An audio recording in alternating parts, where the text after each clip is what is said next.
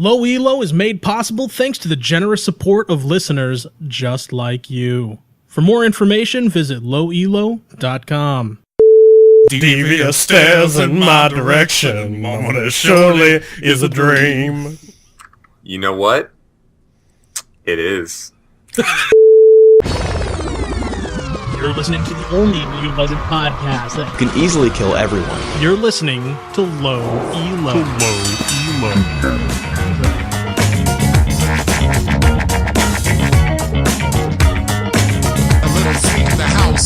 This week in LCS, the summer split surprises all as newcomers Cloud9 and alternate attacks go undefeated in their respective leagues. A little freak in the house. A little freak in the house. This is episode 75 of Low Elo. I'm your host, Jeff Wyckoff, aka Eat Gamer, and with me, as always, is Dave Quarles, aka Compy386.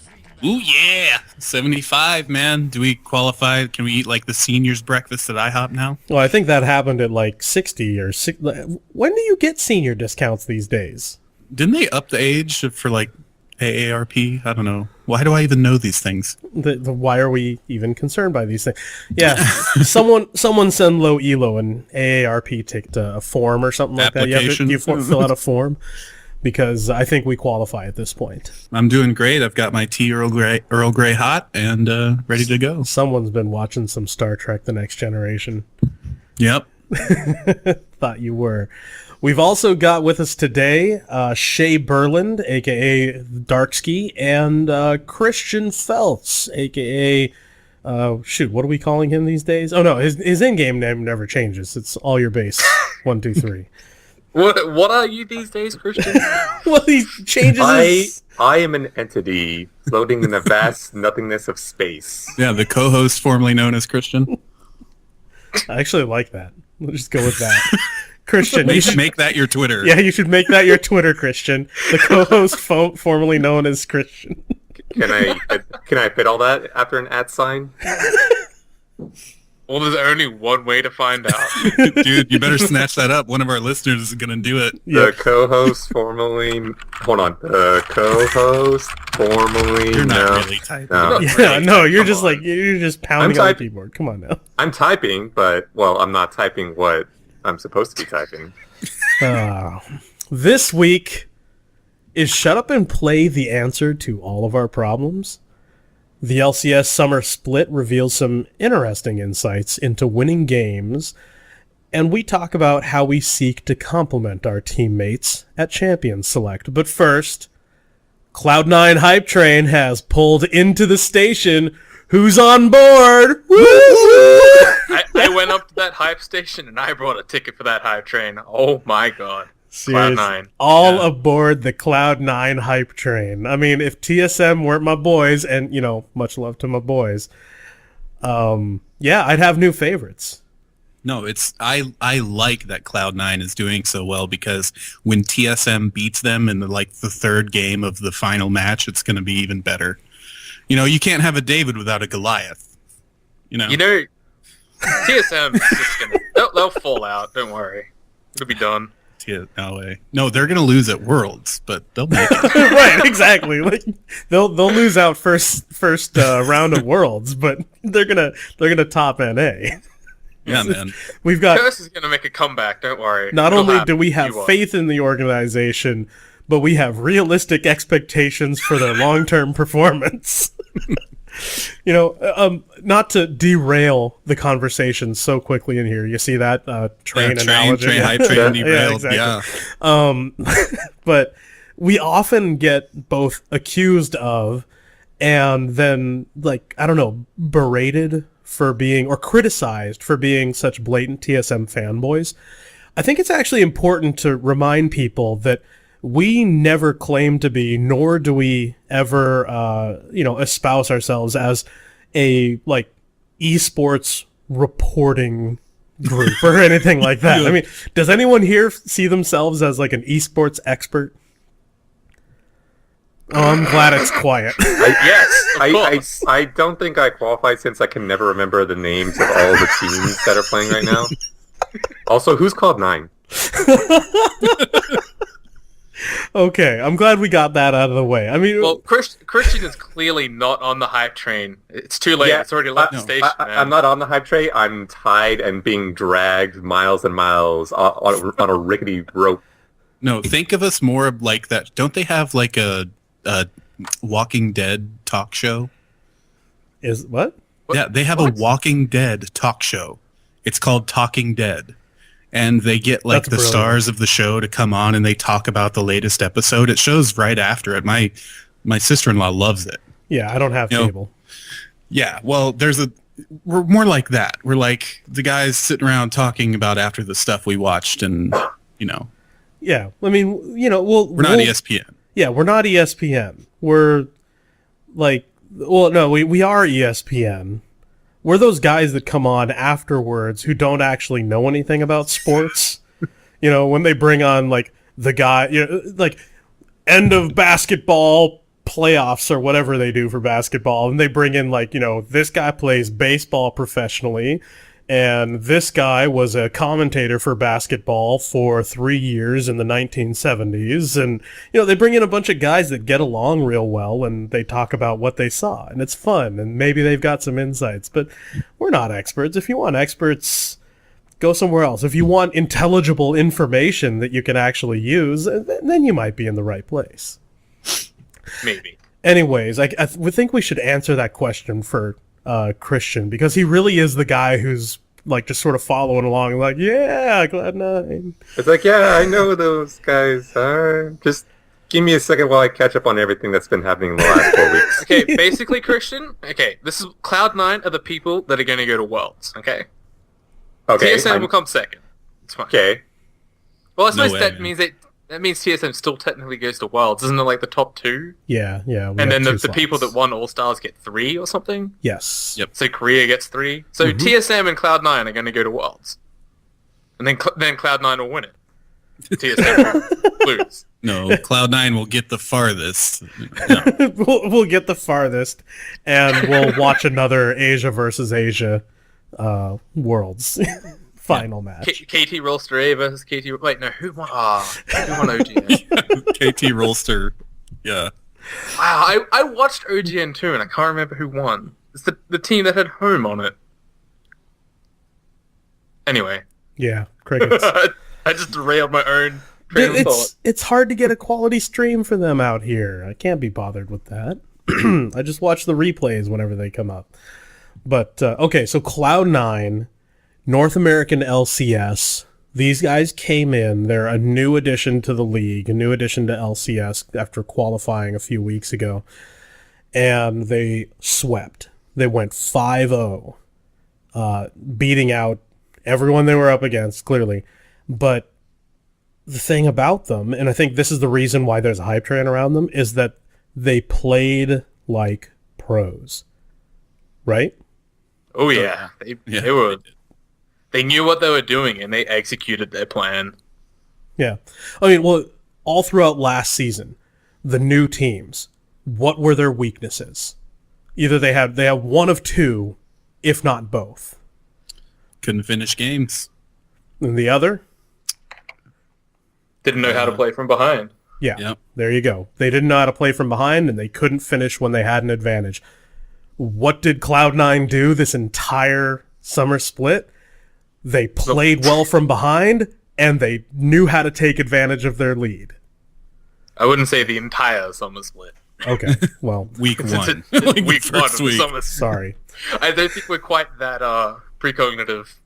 I mean, But that's also the problem with the hype train is that it's only been 1 week. Yeah. I mean, So what's the chance that these guys turn into like Curse 2.0? well, there's a lot of similarities between Cloud9 and Curse because if you remember back before, when LCS began, when Season 3 started, Curse had to qualify. They were like the big name that still had to qualify. So they kept playing, they kept practicing because they didn't want to get knocked out because it wasn't sure for them. Yeah. And they came in at the beginning of Season 3 and they went undefeated and like had the best record for how long? I don't know. They like Most of 11 it. and 0. I'm Yeah. pretty sure. Yeah. And then they were first until like 3 weeks before it ended.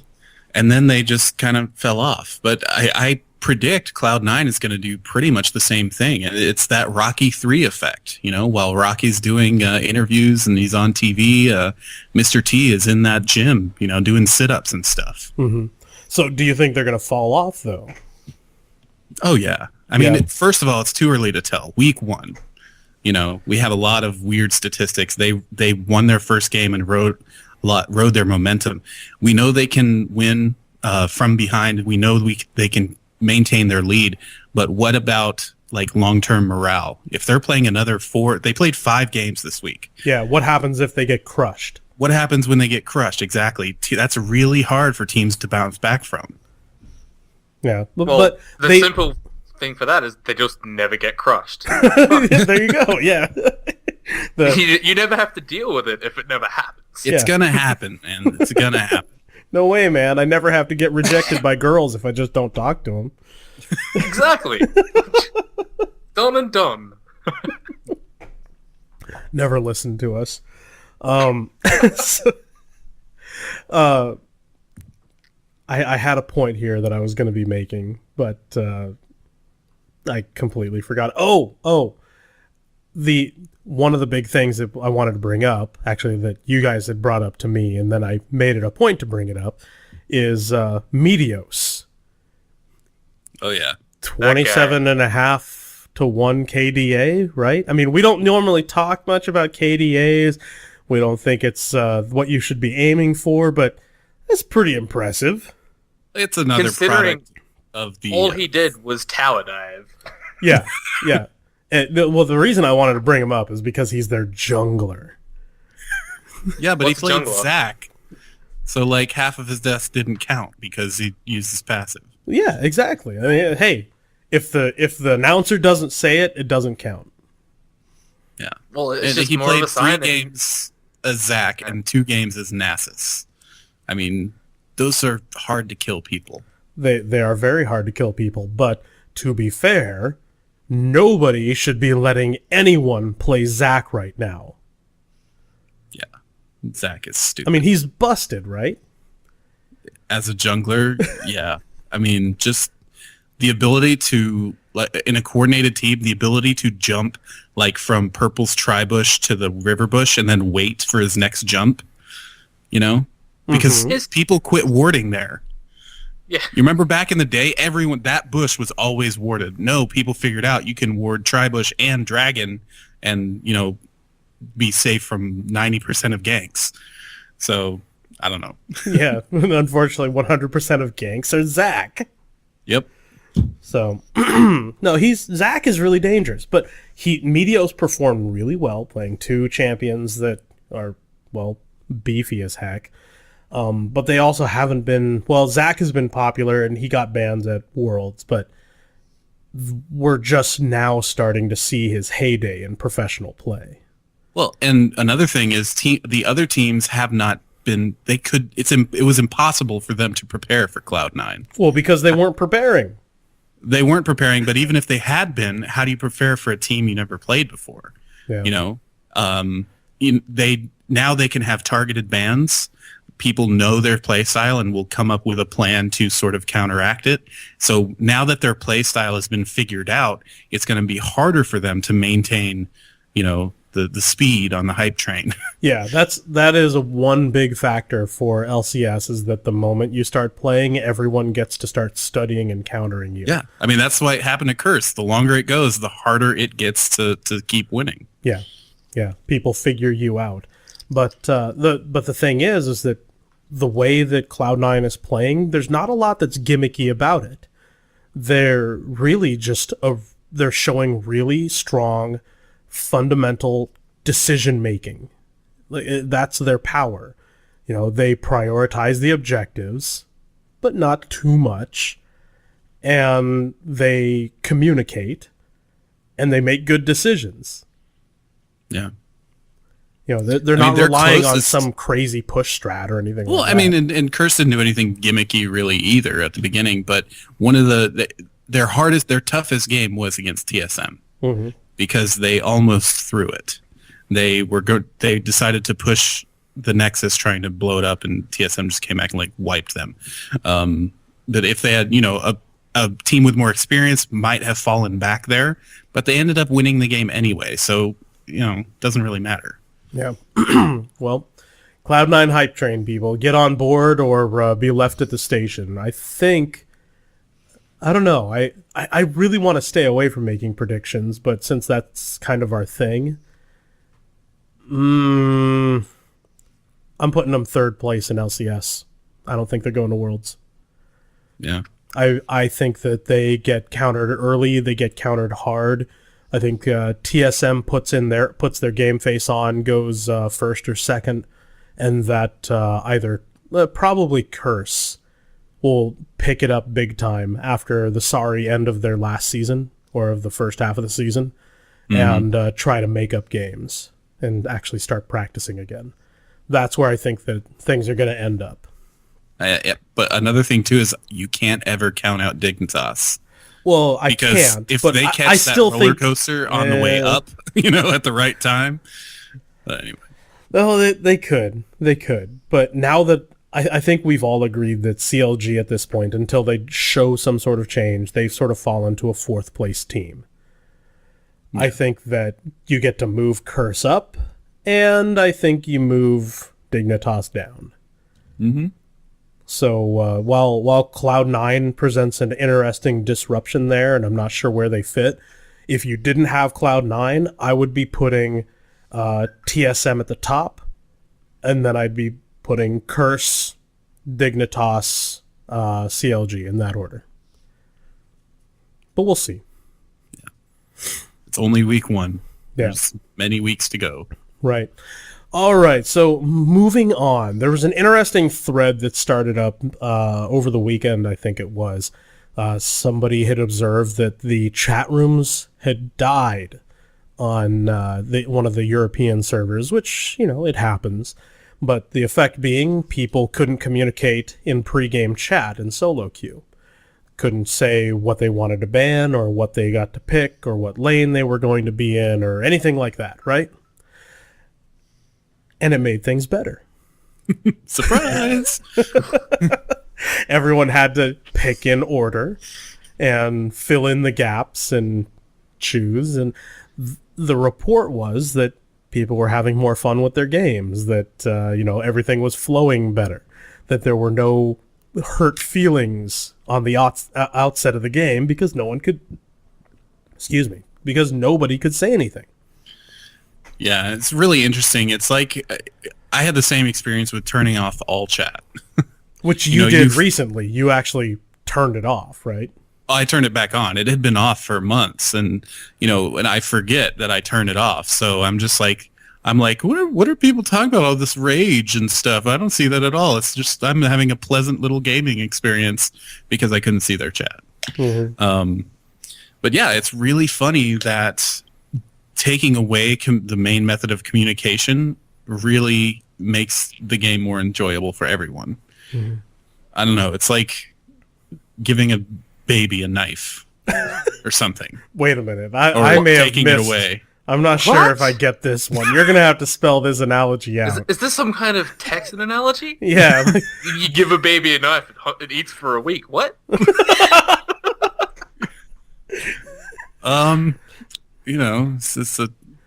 No, Yep. I go can't on, back Tom. it up. Go on, go on, Pumpy. I'm listening. You need to explain yourself Pumpy, here, please buddy. endow us with your Texan knowledge. Well, I just got handed a paper that says Lowelo does not condone nor facilitate the giving of knives to babies. So... Officially, anyways. Officially. What we all do in our spare time is our own business. I have no idea what you were saying before that, because all I've fixated on now is giving a baby a knife. Something about removing chat is like giving a baby a knife was the analogy he was trying to make. I think what you're saying is that removing chat might feel great for a little bit, but it's not actually solving the problem. Like, I don't know. I still have no idea how that relates to giving a baby a knife, but Oh man. you just named this episode, by the way. Oh god. I'm so happy. Knife baby. It's the new champion.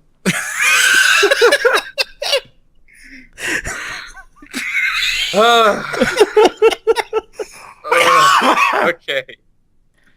Sorry. Removing chat makes people not rage and enjoy the game more. Yeah. Yep. Thoughts? Ideas?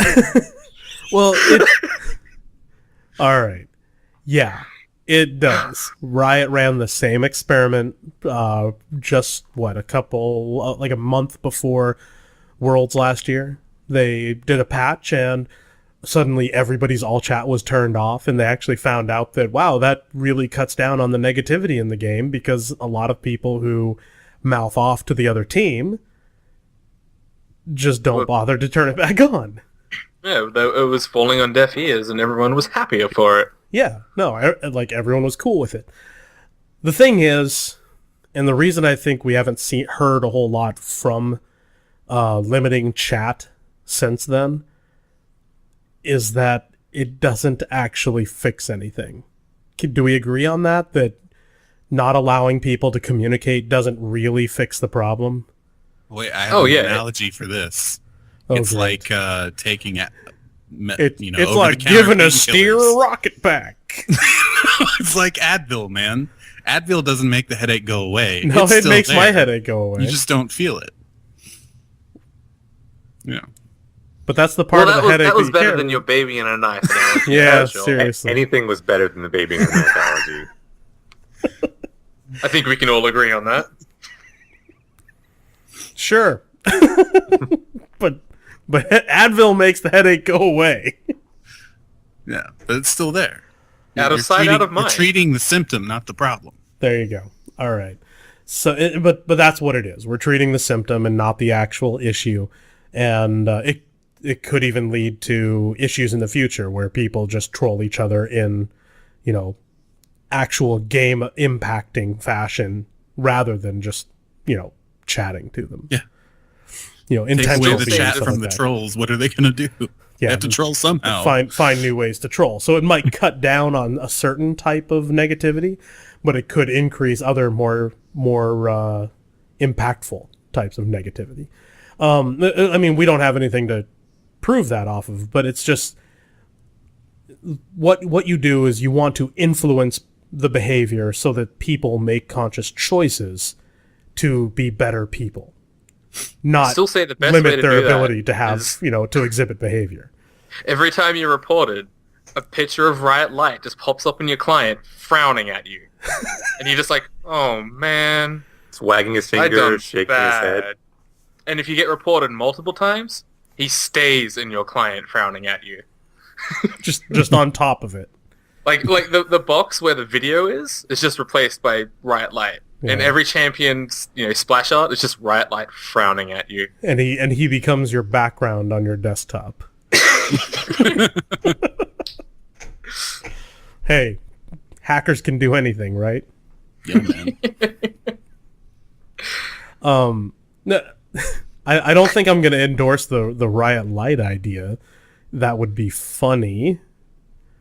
But the point we're getting at is that Riot has moved their attention towards more meaningful ways to impact player behavior.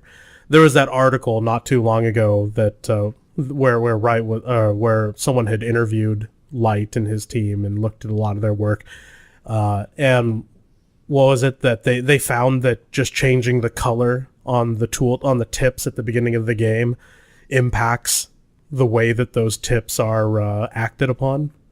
Yeah, in like very big ways. Like if something was in red, like it had like the opposite effect. Yeah, but sometimes if it was in red, certain messages in red were more effective than having that same message in blue.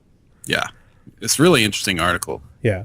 The whole point of it being is that they've been collecting a whole lot of data, and on such little things as what's the rate of negative reports coming in from certain tooltips when they're presented in this color versus this color. right? It's a tremendous amount of data that they can pull. And what they're doing is they are finding subtle ways to control your brain. I mean, that's what this is. This is mind control. I mean, it's for good, you know. It's If you want to put a negative spin on it, yes, this is conditioning. yes, It's it the is same thing you do conditioning. with animals and pets. You know, your dog does something wrong, you spray them with a bottle. Well, but it's more Stop that. subtle than that. It's more subtle than that. It's It is not, more subtle than It's that, not but so it is. overt. It's you know. I mean, this is like CIA sleeper cell shit right here, man. Yeah, dude. I can Well, picture. the NSA is listening to all of our conversations. So. One of these I can days, picture Light dressed in all black, like creeping around in the like air conditioning events. You know, I'm not sure I I can. can picture and Ryan repelling. doing anything. It's fine. rappelling off of skyscrapers. Yeah. Well, one of these days they're gonna flick a switch. They're gonna release like a new Teemo skin, and suddenly all of us are gonna rise up against our governments. That's what's happening. Yeah. But in all seriousness, what they're really doing is they're trying to find simple, meaningful ways to influence behavior to get people to not be D-bags to each other. And it has been successful. I mean, all of their, you can say what you will about like Tribunal, which I think it's funny. Most of the people who don't like the Tribunal are, you know, The people who are in the tribunal. are the reason it was created. You know, all of the things that they have done with player behavior have impacted the game. This might be a very subtle, small example of that, but if you put them all together, the community at large is much better than it used to be. Yes. And you know that was, and the reason we like to talk about this, guys, because that was one of the reasons we started Lowelo, is we're trying to treat the problem, not cover up the symptoms. Yep. It just happens that our way of treating it is to open it up, give a community for everybody to talk about it and get together and actually experience what it's like to be in an open community where everyone's on that same page, and with hopes that it just sort of permeates. Yeah, and I you mean, take it we've with read tons of success stories about people who just thank us for creating the community because they get in games with people, and yes, there are occasions where people send us emails like, I got in a game with low elo people and they trolled me or they raged and I thought it was classy and blah blah blah. But the percentage of that is much, much lower in the low elo community than at large. And the thing to remember, I mean, it's an open community, right? That means everybody's welcome. And even if somebody's going to troll and be angry and, rage or anything like that, it's kind of up to us to deal with it the way that a well-adjusted adult would, and either try to correct behavior or, send it on its way. But we're not going to lash out at them. And who knows, you may end up converting one or two here and there. And if you don't, it's all right. It's no big deal. Chances are, I mean, it's easy enough to never have to play with that person again, right? Yep. Ignore list. Ignore list, exactly. Like, this game makes it supremely easy to not have to deal with the same person twice if you really don't want to. So, but that's why we like talking about this kind of stuff. And we find it interesting. We hope that you do too. Also, I hope you all enjoy your brain conditioning. And make sure you're stockpiling weapons, because when we do rise up against our governments, They're not gonna ever have like tanks and helicopters. Seriously, it's gonna be it's not gonna be a fair fight. Exactly. And I mean, we might have uber micro and high APM, but that might not cut it against bullets. I just hope Riot's really thinking about this when it hits critical mass before they flick the switch. We had something else to talk about, right? Please tell me. Oh.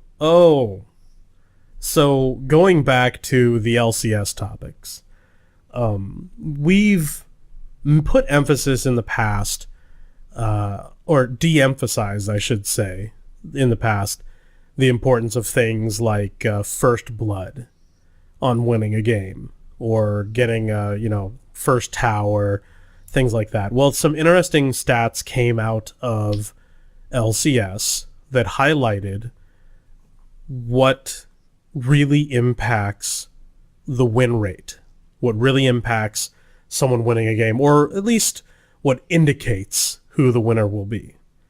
So we've all been there in solo queue or somewhere where first blood happens, someone on the team calls GG and gives up. Right? Or starts trolling. Exactly. Yeah. Or just breaks out the negativity. Mm-hmm. All chat GG bot lane's noob. Yeah, Exactly. I've encountered one or two of those people in my 5,000 games. Right. So on the pro scene here, the most recent summer split, first blood. Team that scored it won 50% of the time. 50% of the time, every time, according to, solo queue. Yeah. Which we can say pretty confidently with a stat like that. First blood does not determine whether you win or lose. It's just first blood. That's it. It conveys a small gold advantage, usually to a single person on the team. Yep. So get over it. The second one that was interesting is, and this actually was really interesting, we're pulling these stats off of a Reddit post. That was the first dragon, the team that downed the dragon first. Guess what their win percentage was? 50%? 40%. Ah, What? The team to get dragon first lost more games than they won. What does that mean, Jeff? Well, it was all spelled out, but we saw it coming. And that was, it's actually a change in the metagame. And that is that teams are finally putting an emphasis on trading dragon for other objectives. And so as teams become more conscious of what a dragon really does for their team, they'll oftentimes sacrifice it to go and create advantages, long-term advantages, by taking a tower or two. yeah. They can Dragons- individuals in lanes can oftentimes get as much gold as they would from a dragon by clearing a wave and pushing a tower. More for the whole team. And yeah, that's basically what top lane does while the enemy team is getting dragon. Right. Yeah. Well, and dragon is a temporary benefit. Taking a tower, that's permanent. Towers don't grow back. Yep. They don't spawn after 6 They're not minutes. starfish. You heard it here first. Towers don't grow back. Not yet, at least. A few more years of evolution. Who knows what those things will do? Seriously, I'm waiting for new summoner spells, man. every 2 minutes, bring a tower back. Oh, man. Use it on an existing tower. It sprouts legs and walks towards the enemy. Best summoner spell ever. That's how you kill Flash. That would be amazing. Yep. That's also how you get people to use Homewrecker. Yeah. There, we fixed Homewrecker. We need a new summoning spell that allows towers to walk. Yeah, that Temporarily. turns towers into tanks. Start of the game, all 5 towers walking down mid lane, 2 Nexus. Yeah. What's the point of champions even? Do you just let the towers play? Well, the champions need to be there for this to have the summoner spells, man. Yeah. So when you get the captain boots and, Is this slowly diverging into Magic the Gathering duels with the Planeswalkers? I don't Just know. saying, you got your champions who are controlling the towers, which are basically your monsters, kind of like that. No, I don't really see don't where you're see going it. with this one. Let's move on from that That's one. the dumbest analogy of the show right there. Oh, yeah, no, that's No. totally worse than a baby with a it's knife. Not. No, it's not. Which we still haven't really explained what the baby with a knife was symbolic of. Shh, just go with it. Just go. It's okay. So do you know what the number one indicator was in pro play of who would be winning or who would win the game? Which team? The number one Which team indicator. killed the Nexus? It was the Yeah. team that killed the Nexus. No, it was the team with the most gold at 20 minutes. That makes sense. Yeah. This is a game of economy. That's why last hitting is so important. That's why objectives are so important, because they generate income. Income lets you get items. Items lets you splatter the other team. Yeah. The team with the most gold 20 minutes into the game won 70% of the time. So, huh. So the takeaway from this is, regardless of first blood, regardless of first dragon, what should be in your mind is not to achieve those goals, but to achieve the long-term goal of more money. And think about how you can do that. Sometimes throwing dragon means you get more money. Yeah. Especially if you think, like, if everyone is in their lane still, while the enemy team is doing dragon, that's, of course, this doesn't happen most of the Ever. time. But yeah. Usually at least one lane is down. Yeah. But, I mean, like you said, you can get almost the same amount of gold from just last hitting from farming a wave, you know? Yep. And, one thing, they had an interview with Reggie, and they were talking about how much the pros are emphasizing pushing now, how pushing has become the most important thing, which it should have been all along. I mean, pushing is how you eventually kill the Nexus. Yeah. I mean, so... but it does so much more. Like the short term, you get the money from towers, you get control over waves. As a result of control over those waves, you get more gold from them because you're pushing minions into the enemy towers. You get from Vision. having vision over more of the map, so you have to use fewer wards to control the map, which means you have more gold on the team to spend on cool stuff. Well, not just that, but also having more of an incentive to ward the jungle so that if people are enemy teammates are coming to try to gank you if you're overextended. Yep. Yeah. Something like that. And if you guys get the chance, I would recommend that you watch the pre-game before Velocity versus Cloud9, because they did an interview with Reggie. And that's what he was talking about. He's saying the reason the NA scene is behind Korea is because NA, the meta has been, you get the kill, you maybe push the minions into the tower, go back, and do it again. Well, the Koreans, what they do is they get the kill, and then the kill allows them to get an objective, which the first objective is the tower, secondary is dragon. Mm-hmm. So, I mean, if you think about a 10-minute or so 4-man gank bottom, you kill, even if you just kill one, if you kill the AD carry, sometimes you can get the tower and dragon. That is such an impactful, that like sets up your mid game for success right there. So it's the objectives that we need to focus on, not the kills. Yeah, if you've ever been in a stream game with us, you know that, especially if you're playing mid, that I will harp on you all day to keep the pressure on your lane if they leave. And that's what the heart of that is I want you to take their tower.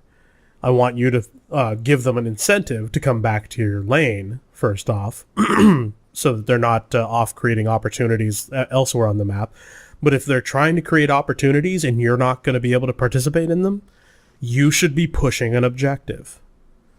Otherwise, if all you're doing is farming, you're basically giving the game to the enemy team, right? Yeah, and Right. you've heard this, like Darcy. I mean, the mantra for mid has been follow your mid for a long time, right? If you know that they're going to go somewhere to gank, you have two things you can do. You either follow them and see if you can help out, turn the tide, or you just push that tower. Yeah, punish them for it. That's one of the key things of mid, is knowing when to follow and when not to. Yeah. You don't go back, Yeah, you don't use it as the opportunity to buy. You don't use it as the opportunity to, last hit. You make the choice. If you can affect the outcome of whatever it is they're about to do, you follow them. If you can't, you push the lane. Yeah. Simple as that. So, actually, similar to this line of what we were talking about, let's move into our playbook section. We were going to talk a little bit about champion select and how we complement our teams. The reason I say that that's similar to what we were just talking about is because I actually base a lot of my decisions lately off of what Darkski decides to play at mid lane. But that's not the only way. What we're talking about is how you might change your decision to play a different champion based on the other positions on your team, and really, I guess, experience from all of us here at Lowelo on those decisions that we might make. So let's start with you, Compy. Okay, well, first of all, like I said, I've trained Darkseid whenever he goes bot with me, which hasn't been in a while.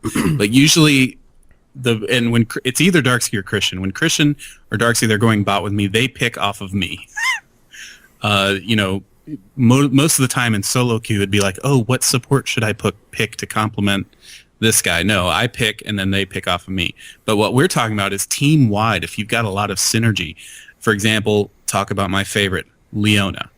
I'll pick Leona, and that brings up a lot of options in other lanes. For example, in top lane, we could have someone who's maybe not as much a tanky bruiser.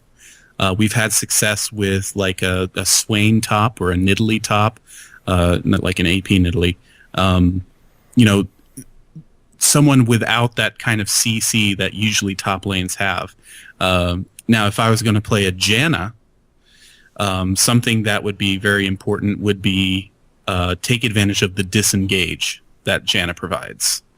So this can affect from one lane to another, having the most synergy. Of course, the most obvious example of this is going like team circles. If you do or AoE ultimates, like a Sona, Misfortune, Galio, a Mumu jungle, and Malphite top. Team circles, and now let's fight in the jungle. Exactly.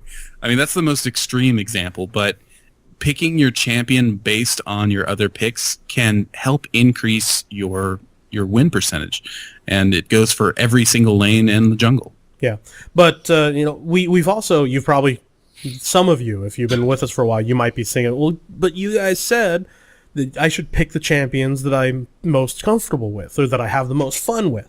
Well, yeah, you should, but you should also be expanding your list of champions so that you have kind of a pool that you can pick from. Mm-hmm. We're not telling you to play someone that you're uncomfortable with or that you're going to do poorly with, because clearly if you're not very good with that champion, even if they complement another champion on your team, you're probably going to be a detriment. But if you have the chance to learn these champions, figure out how they work together. So, Darkski, how do you make these decisions? I will either the big thing that I look for is what my jungler is playing, and since it's usually you, we both pick around each other, so it's it's sort of 50-50. But if I'm playing mid and I'm not playing with you guys, I'll try and coordinate with the jungler more than anything to have a powerful gank potential in mid lane.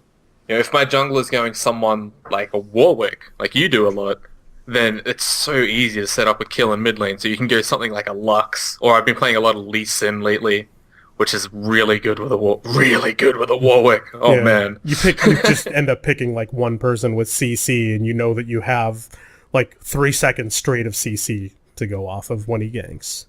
Yeah, but if someone goes something more like a carry jungle, like a Fizz or a Trindamyara. God forbid, an Ezreal. No. Ezreal jungle ain't carrying nothing. I know that I need to bring more CC to the table. So you play something like an Annie or a Malzahar or a Lux. That way you have the CC and engage potential that your carry jungler can come in and lay down the damage. Yeah, because they won't be able to hold anybody in place. Yeah. So it's all about that. I mean, you can expand that further to go with bot lane or top lane, but that comes more as a full team synergy, where Compy was saying Leona can then open up sort of an AP top lane that doesn't have the tankiness. That's the same with mid lane. You can play... I sometimes play, Malphite mid, and I go reasonably tanky, and that's something that's been going in LCS as well. I did it first. But that'll also open... If I play a tanky Malphite mid, that lets someone go top lane that's, like a Tryndamere or a... Who else is a carry top lane? I guess Nasus gets a bit of free farm, but he's still an initiator. But again, it all comes back to the full team. And that's why we say, play with a full team of friends. Yeah, you can actually coordinate and appreciate these kinds of things. Because doing this crap in solo queue is really hard. Yeah. That, and, if you do it with friends, you might actually have the opportunity to be like, you know what? It turns out what we thought was going to work out really well doesn't. And you can get feedback on it. And you don't just get reported at the end. Right. Yeah, less likely to get reported. That's a big one right there. Myself, I'll piggyback off yours since I actually do the same thing. As a jungler, I usually look at what the lanes are, and I choose, if I can ahead of time, where's my kill lane going to be? What's my best opportunity for a kill? And I try to pick champions that will complement that, but also will reach into the late game. And if we have a better late game team, then I'll, choose different champions. Like if we have a really good late game team, I have no problem going Warwick because I know that I'll have a good mid game. I can fall off late and that doesn't matter. A good example is, whenever I see Lux, the moment that I see Lux, either in mid or bottom as support, my mind immediately starts to gravitate towards Vi. Because Vi and Lux actually complement each other incredibly. They lay down a lot of CC, and they have just enough damage between the two of them to kill one person in a 2v2 and not have to care enough about the other to either, they can choose to kill him or they can just walk away. It doesn't matter. But the synergy between those two is so strong. Another one, Lee Sin and Warwick. If you guys haven't tried that before, if you have a good Lee Sin player in your group and a good Warwick player in your group, try putting the Lee Sin mid and having the Warwick just... Basically, as soon as they hit 6, gank mid 3 times. Without ever going back. I'm not kidding.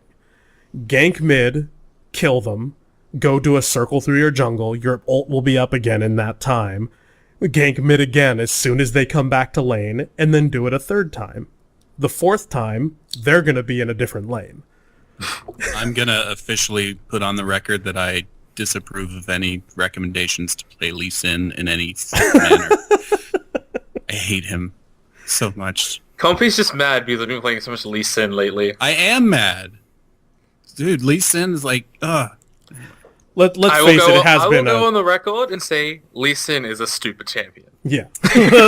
we can all I've been agree. so much of him lately, I can agree with it. Yeah, we can all agree Lee Sin is a dumb champion. He's so strong. Yeah, but that's just how my decision making goes down.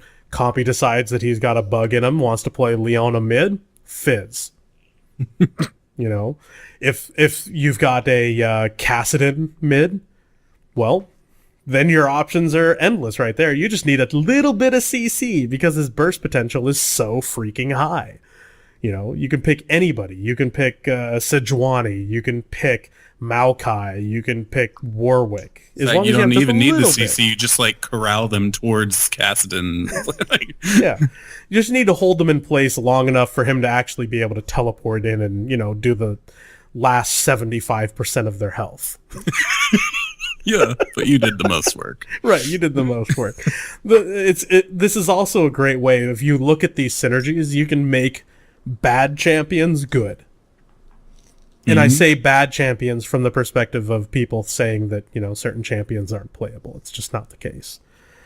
But I think the highlight of this conversation is going to come from Christian, because I want to hear if he even does this. No, you can't ask him. You can't ask Christian about first picks. He's just like, I feel like playing Nami. It's like, oh, Compy, did you want to support? Because I'm playing Nami, so you can't do that. Or he'll pick, I feel like Draven. I'll I'll load in 3 seconds later than everyone else, and I'll see he's already locked in Ari. I'm like, oh, okay, I'm going bottom then. What's up, compy? I will say this. Before Darksea decided that mid was his main thing and that we just play around Darksea going mid. It sounds like there's some bitterness there. You guys always decided, hey man, what should everyone play? We'll just wait until Christian decides something. That's true. Oh, so you're saying we created the monster? No, but I think Yes. we did create the monster. You did kind of create the monster. I'm playing some of the blame on you guys. But I think that happened because we didn't want you to jungle, right? Yeah. Wasn't that I take offense to that. I played bot lane with compy for 3 months straight, never going mid. We didn't just decide mid was my domain. I mean, I have now because I'm doing the challenge, but that's irrelevant. Yeah, if you haven't been to our stream over the last week, you should probably check in. Darksea's given himself a personal challenge. He's playing every champion A to Z in mid. And it's pretty entertaining. It's funny when people you wouldn't expect to be successful are. Yeah, like Garen mid Yeah, Garen mid against was so Malzahar good. that I out-farmed somehow. and then you play champions that should be easy wins for you, but then that's the game where Compy's like, you know what? I'm gonna do a support Malphite, and no, hold on. I'm sorry, Ezreal. Yes, and I was gonna say that all of us Miami. decide to the troll. Ezreal. Yeah, that went well. when we all decide to troll.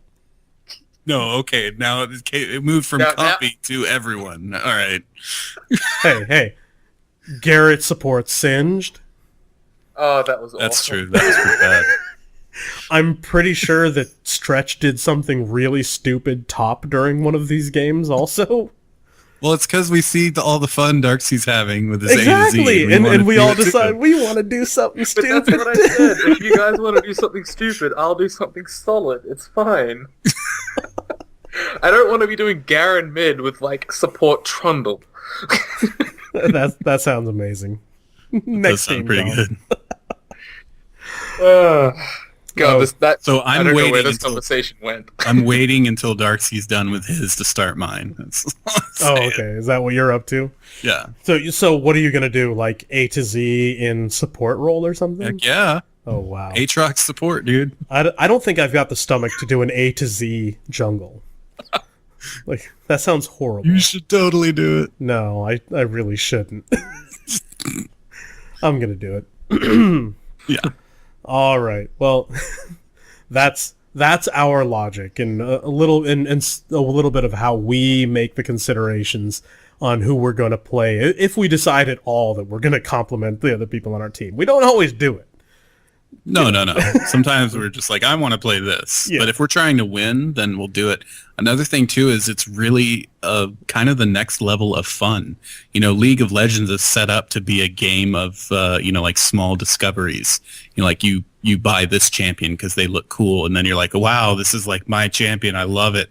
On the next level, it's wow, Lux and Vi work really well together. Lee Sin and Warwick, So it's kind of it's a fun little exploration that everyone should do.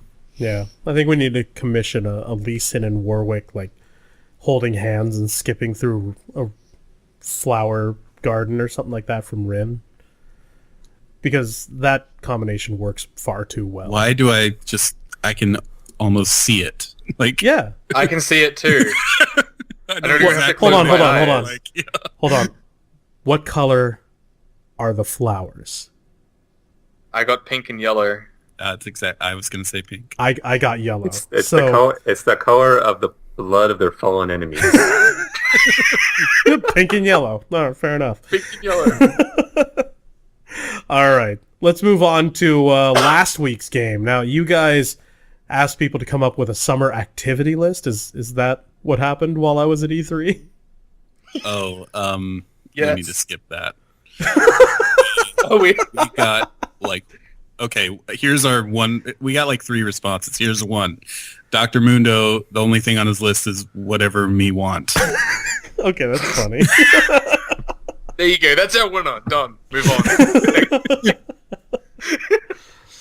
So I guess that means we need to come up with a new game for people to play. Yeah.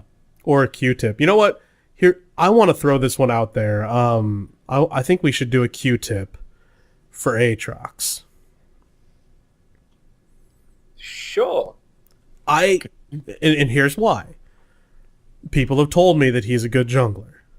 I don't see it. People have told me that he's a good top lane. I don't see it. I'm like, this guy seems like he's, unless he gets super fed, in which case he's just as powerful as anybody else who gets super fed.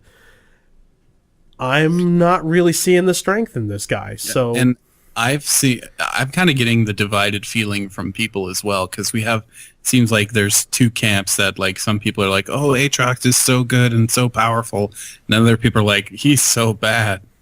Yeah. Well, that right there is the difference between people that focus on the laning phase, where Aatrox is an absolute beast, or late game, where Aatrox is... Who's Aatrox? Oh, that guy that just died right in front of me? So it's like support Nidalee. Twice.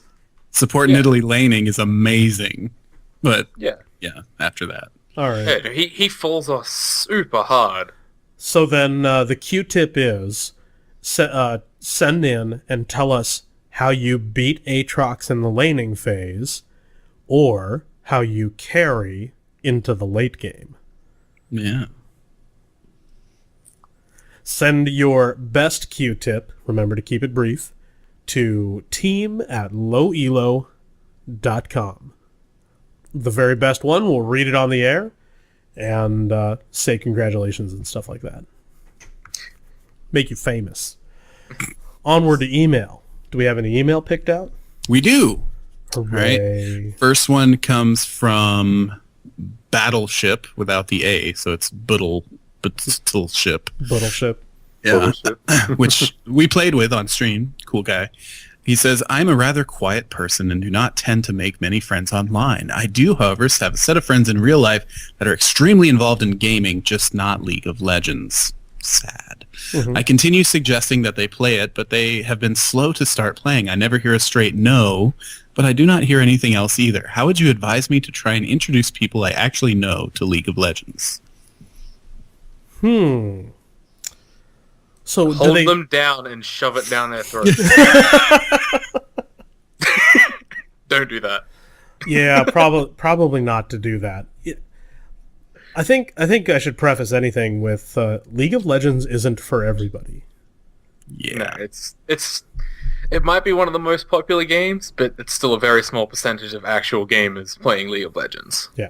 Exactly. A lot of other gamers see MOBAs as inherently boring. Yeah, they just don't get it. It takes forever. I mean, a league game is at shortest 20 minutes, but on average is what would you say, 30, 35 minutes? Yeah, unless it's CLG, then it's like 60 minutes. And routinely games go to be an hour, even normal games. Yeah. So it's like you have to have an hour where you have to spend all your attention. And a lot of people that play like, first-person shooters, that really doesn't appeal to them. Oh, because yeah. you can drop into a game of Call of Duty and play, 6 rounds in 6 minutes and then bounce. Yeah. Yeah. So, I mean, it's like... It's a long form of game. And MOBAs, as we call them now, really aren't for everyone. Yeah. So I think if you wanted to get people into it, here's how I got roped into Dota. And I think that this is how you would get someone to join you into League of Legends who's otherwise has zero interest. Because when I got roped into Dota, and remember, we're talking Warcraft 3 mod Dota. Yeah. Dota All-Stars from years ago, not Dota 2. The way I got roped into it was we did LANs every now and then. And one of my buddies said, hey, we should play this cool Warcraft 3 mod, Dota. I was like, okay, well, what is it? We downloaded it. There were like, 8 of us there. We played 4-on-4.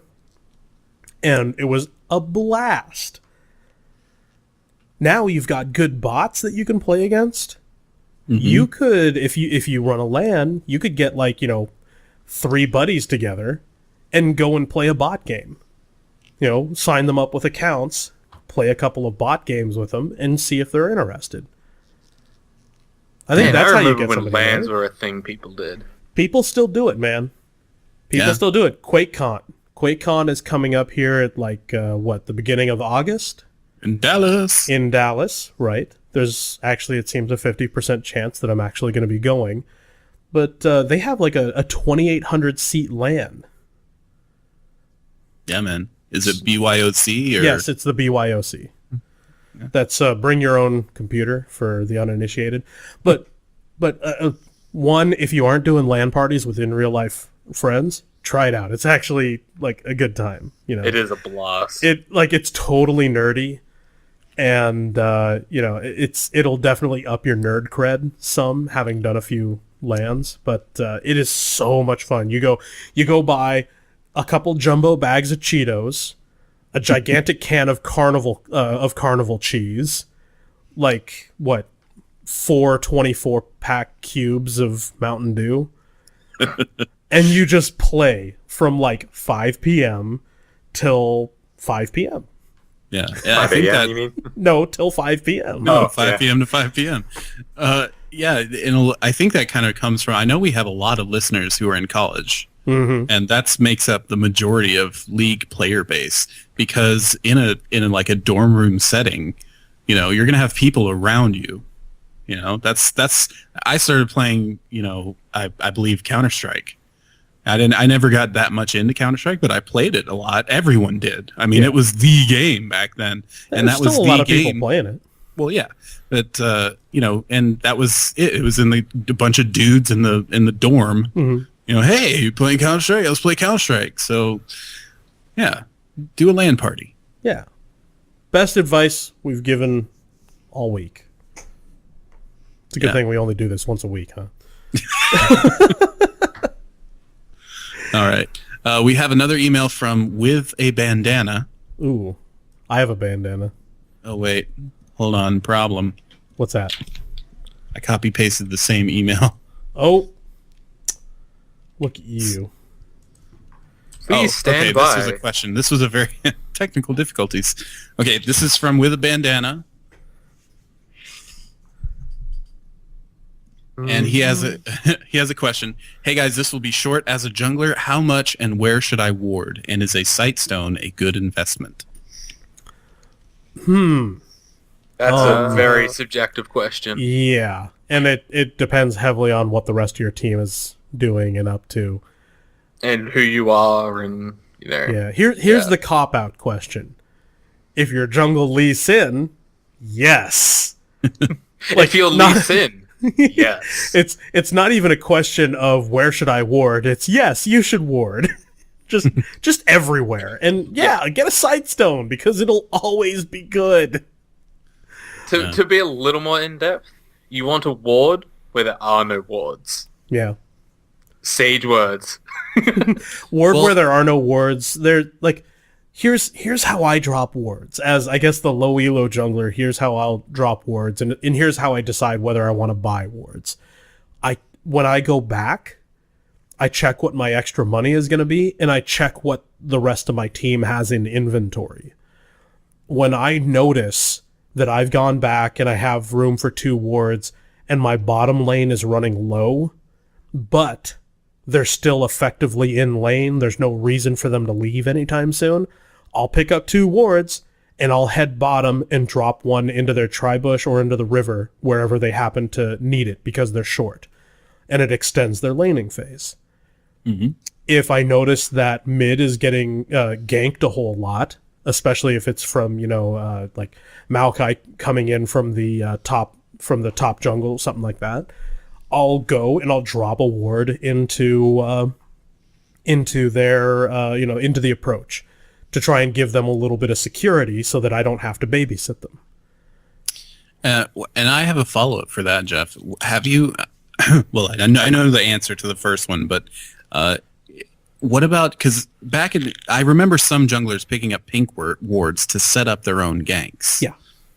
I mean, I know you don't do it. But no, that's good? Not true. That's not true. I do buy pink wards. Actually, I buy a lot of pink wards. Okay. You may not notice it because I don't always. For example, if you bottom lane, you buy pink wards, and I know you buy pink wards. Right. So, when you buy pink wards, I don't buy as many. Right. When, for example, if Christian is supporting, I buy more pink wards. Yeah. Well, if Christian's supporting, everyone buys more wards. So really what it is, Compy, is that when you're in the game, I buy fewer pink wards. Because your behavior facilitates that. Yeah. I But think, I mean, that is a way to use it offensively. yes, it is. Yeah. Yes, it is.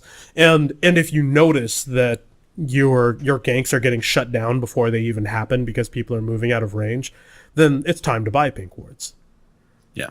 You know, but depending on what the situation is, and if you're watching the enemy's inventory, like, you don't just buy pink wards to have them. You don't buy them because you're like, oh, now it's time for me to buy a pink ward so I can set up my next gank.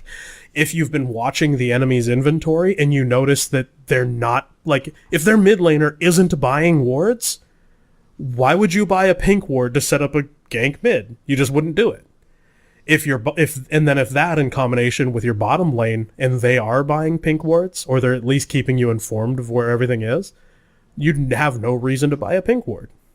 Yeah, and that's another benefit of playing with friends is Jeff never ganks bottom. Nope. One, because it's usually the hardest gank because there's the most wards. People start with wards. It's also the highest bottom. risk. Yep. So, and he can pretty much depend on me and whoever I'm with. We're gonna probably win the lane. Yeah. Yep. I was just Not gonna always. say, Not always, but 9 times out of 10, we will win the lane. So he spends most of his attention mid. If you want to set out from the outset and be like, okay, I'm going to gank bottom, you might want to get more pink wards than normal. Yeah, you always have to adjust. But my current jungler meta, the current Jeff Wyckoff meta, is don't gank top because it's a stupid lane. Don't gank bottom because it's high risk. Gank mid. The love is mid. Get their mid, get whoever you're playing against at mid to leave the game because they're so upset that you're camping mid that it makes the rest of the team fall apart. And come on, mid lane's always close. It doesn't matter if you're in top jungle or bottom jungle, you can always gank mid. And it's hard to ward because there's so many entryways. Yeah. I mean, we had a recent game here where I ganked mid. And then I ganked mid again. And then I tried to gank a third time, and Darksky says, I think he warded, because I don't even remember what this guy was. It was like a Syndra or something, like immediately backs off. Yeah, Malzahar backs off as soon as I move into the bushes.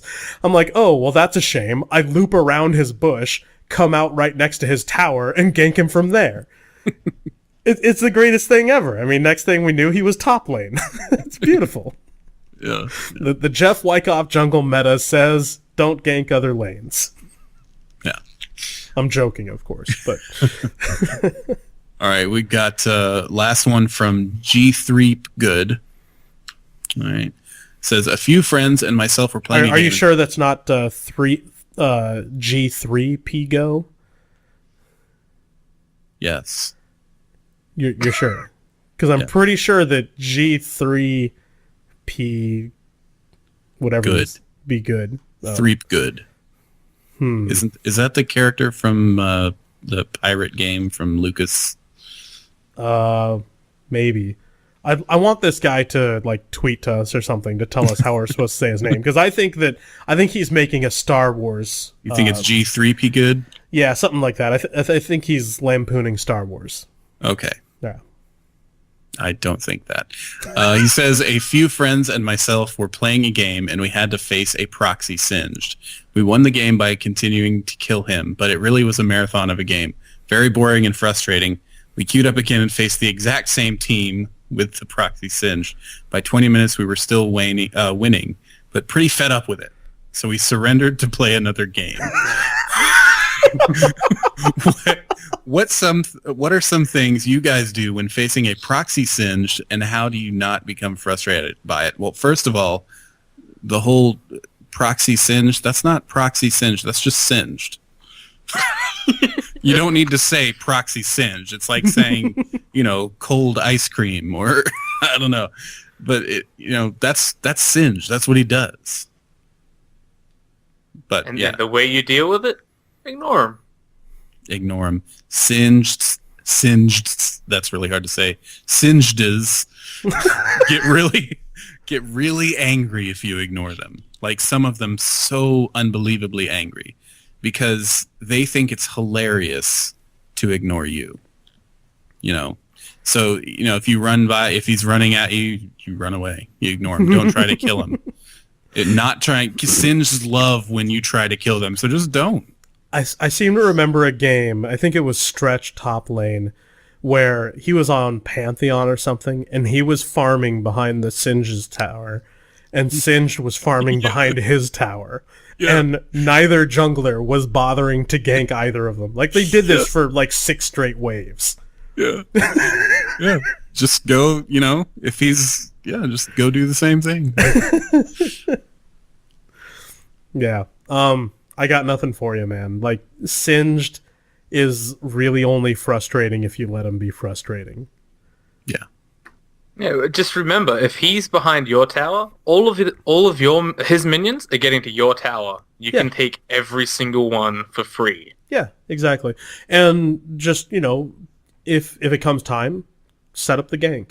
And when I say set it up, you really do need to have it set up. You initiate with your jungler and you force him into your jungle, and then when he pops ult and either flashes or runs through faster than you can follow up, that's when your mid lane catches him with CC and you kill him. So yeah, just just set up intelligent ganks. Just jump on him and kill him. Because I don't know you're Jax. I don't know what the problem is. Like going against Singe is just, it's like, okay, free top lane win. All right. Yeah. My solution, just play Jax. All right. He is the counter to Singe top. Best advice ever. And that was our last email? Yep. Fantastic. All right. Well, thank you for the emails, guys. I hope we could provide you with some meaningful insight right there. I believe, is this about the time where we read iTunes reviews? This is the time. This is the time? Is it the time? This is the time. All right. Well, I'll volunteer since I was absent last week. I mean, that's only fair, right? Yes. Okay. Go for it. I'll just sit back and listen to you. Although I guess I should come in here. Where did you guys leave off on the 12th? You record. Sure. Sounds good. Okay, I'll just start. Wait, start the off. 12th was in the past, right? Yes. Okay. The last one I remember Compy reading was by Foxy Trot. Or By Foxy Tot. Foxy Trot. Tots, I mean. Tot. Okay, I'll start with the 11th. That sounds about right. So let's see here. This was Buster Friendly. By the way, folks, these are our iTunes shout-outs. Anyone with 5-star review on the iTunes store, we give them a shout-out, kind of a thank you for giving us a review on the store. So, Buster Friendly says, I'll rate you and outsmart you, clearly making a reference to the Siren video, which we've avoided conversation about. Yeah. Glock Rage, he says, great podcast and stream, love the podcast and it keeps me awake at work and gives me great tips for LOL when I get home. The Hey Man has helped a lot and cut my rage and made the game more enjoyable. Keep up the great work, guys, and Yordles. Hey, that's such good advice though. Yeah. Hey Man. We need that on a shirt. Yeah, hey, we man. really do. Hey, With like man. a ... Exactly. Or like a blank, Yeah. insert advice here, like a Mad Libs. Yeah. So, Bobby Henderson gave us 5 stars saying great podcast. White the Right says awesome podcast. This is not only extremely helpful for playing League, it is very interesting and entertaining podcast in itself with hilarious bits of humor that the podcasters put into it. My one suggestion is maybe make some of the episodes videos so that you could list off the very important notes from the week's episodes. Other than that, everything is perfect. So, video is time-consuming and hard. Yeah. I mean, even doing something that would be bad, like a PowerPoint presentation, Yeah. would just be, it's just not worth the amount of time that you'd have to put in to make the videos. Yeah. Just, Maybe we'll start just putting some of them up on YouTube, but we'll see. But there's a reason why we don't do video, and it's just because the time investment in putting together a podcast with this many people in it is already pretty significant. Trying to do video on top of that, well, let's just say we all have jobs and or school, so I think we could maybe stream it again. That yeah, we was could fun. probably stream it. That was fun. More on that later, White the Right. Meantime, Cal Stonehoof gave us 5 stars, says stay classy. J.J. Thompson says swinging penises everywhere. You guys are so brodacious, I can't even handle it. Class OP. Extol's Hose says bananas are an excellent source of K potassium. Sir Longshanks says the best LOL podcast. Derek's List says awesome podcast. Swagger's non-homo boyfriend says great podcast. Always keeps me engaged and makes me laugh. P.S. Darkski smells like a fish. Wait, what? What? A fish. Yeah. You stanky. We're like who on was like that the person's playground name again? before the His name, Swagger's non. Swagger's non-homo boyfriend. So who's Swagger? I'm not really sure, but Faking It gave us 5 stars. Goonies Fan gave us 5 stars for both the podcast and What's Under Morello's Towel. B. Thompson 2622 says the perfect team comp. As a recent StarCraft immigrant to the LoL scene, Lowelo has been my Sherpa up the murky Mopa Mountain. Well, that's kind of the Sherpa up the murky Moba Mountain. Okay. That's nice alliteration. Yeah, I like that. On point analysis, esports festivities, boisterous banter, and tons of damage. I sit in my car in my driveway when I get home because I can't stop listening. Keep up the great work. Just remember, we're a green podcast, so if you're sitting in your car after work, turn the engine off. Flame Octopus says they're on fire. Ah, my legs. Are you serious? I'm not really sure if that's a review, but that's what he put in there. Did he just do an iTunes review in character? Yes, I did. Yeah, why not? Cutie, I'm part of the iTunes review role-playing community. Cutie Baller says the Probably podcast saves me from my long 2-hour drive to my doctor for post-knee surgery. Thanks, guys. Stay classy. And I'm awesome says awesome. Great insight. It's great to listen to at work for or a long drive. The only thing I don't like about the podcast is that it's censored, but I'm not sure if that's your power to make it happen or not. Anyways, every LoL player should get this podcast. I agree on the last part, but are we censored?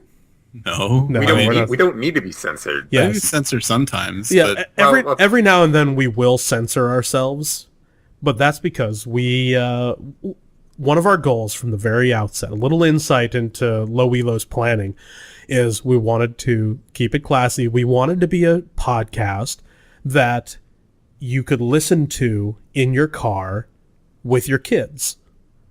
yeah. Now, they might be little kids who have no idea what's going on, but we didn't want we didn't want to offend anybody. Yeah. You know, we're not out to offend anybody in game. We're not out to offend anybody out of game. And so a real simple way for us to do that was just to not curse or, do any of this typical stuff that earns you an explicit rating on iTunes.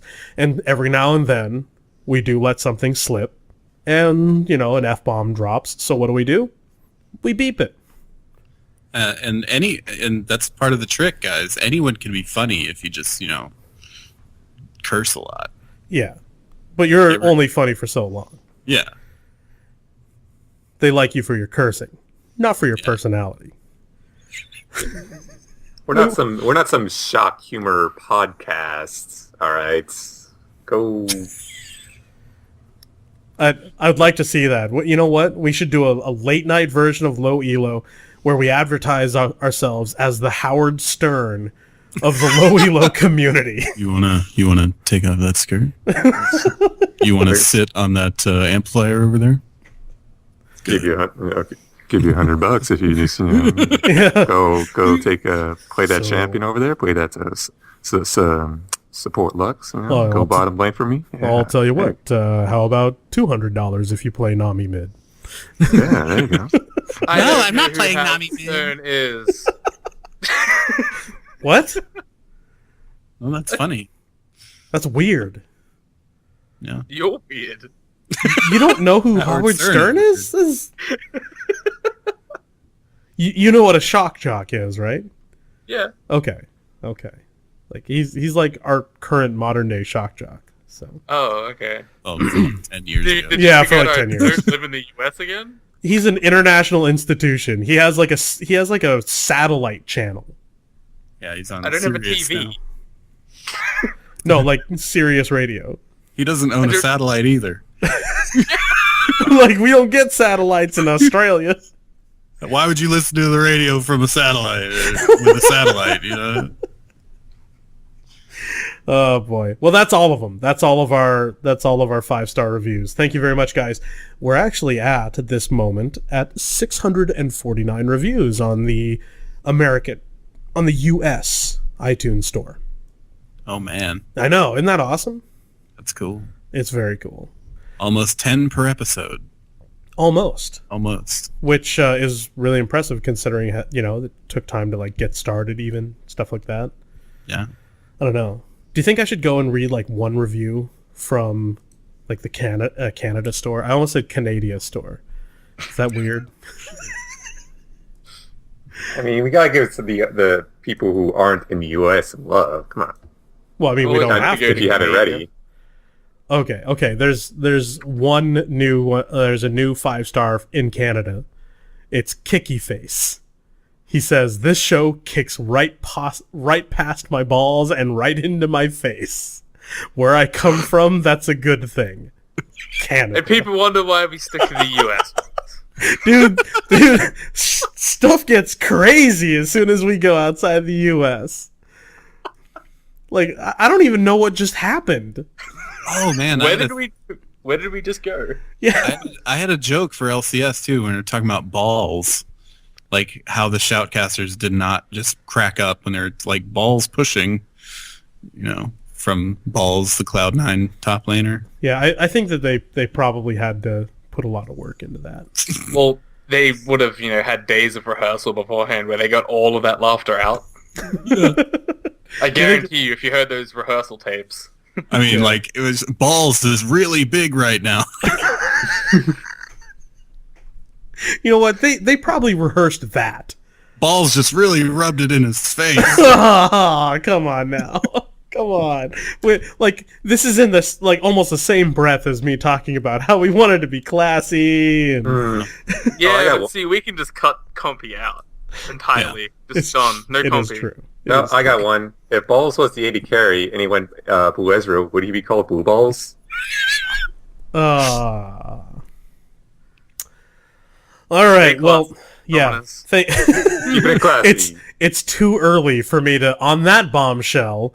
Thank you very much for your 5-star reviews, everybody.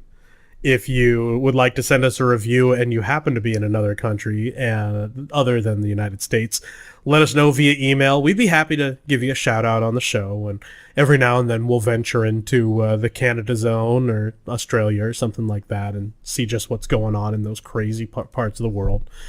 If you'd like to email us, though, you can always do so. It's team@lowelo.com. Messing up my own email address there.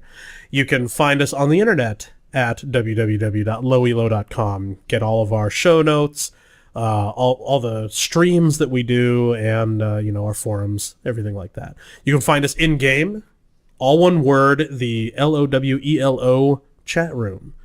Just open up a new chat room, make sure you join it every single time, and if you can't get in, don't worry, that's normal. We've got multiple chat rooms. Try Lowelo 2, Lowelo 3, Lowelo 4. That's where we pick people up for all of our streams. Now, if you'd like to get a hold of us individually, you can do so via Twitter. Twitter for me is EatGamer. Compy Dave is Compy386. No, it's Lowelo Dave. Yep. Got it. Darkski is that Darkski guy, and Christian is the personality formerly known as Christian. Did you actually change it? No, it's... Well, not yet. Okay. What? Christian is to be decided. Yeah. TBD. Yeah. What is yours? It's like CT Felts, No, but it's like actually, a real C and a real T, and then It's a real Felts. C, real T Felts. Okay. So it's CT Felts. Yeah. Okay. CT Felts is Christian. Totally normal, not stupid in any way. Shut up, Darkski. Well, the only reason it's stupid is because before it was CT Felts, but it was spelled out SEETEE Felt. I mean, come on, man. Come on. We got to rib you something for that. And he didn't even add, he's like, hey guys, I'm thinking of changing my Twitter. No, he just did it. He's like, hey, I changed my Twitter. So we didn't have the chance to tell you how stupid it was. Oh, we love you. You know, everybody go follow CT Felts now. Just make sure you follow the right one. Okay. You can also find us on Facebook. It's facebook.com/Lowelo community. And make sure when you have a chance, you go and give us a favorite on our Twitch channel, which is twitch.tv/Lowelo community. This is episode 75 of Lowelo Podcast. I'm your host, Jeff Wyckoff, a.k.a. EatGamer. This has been Dave Quarles, a.k.a. Compy386. Yeah. We are proud to have Christian on for another show. Christian Feltz, a.k.a. All Your Base 123. Yeah, all right. you can't just copy All right. Dave. All right, I'm just going to say No, this. I mean, it's too late now. I'm going to go on to Darkski. You've ruined everything, Christian. Yeah. It'll never be the same again. It's what I'm used to. What I'm used to hearing. It's Shea Berland, a.k.a. Darkski. Like, seriously, CT... Why would you spell it out? I don't understand. Why don't you go put on some more fish perfume because you smell like a fish? Yeah, you stanky. Yeah, you stanky. Mama don't wash your clothes.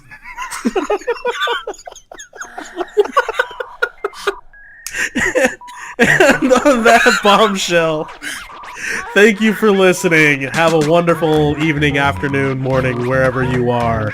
And don't forget, stay classy, Summoners. A little freak in the house. A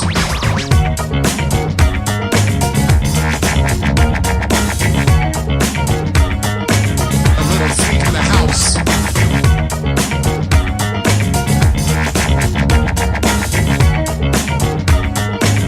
little freak in the house. A little freak in the house. A little freak in the house. A little freak in the house.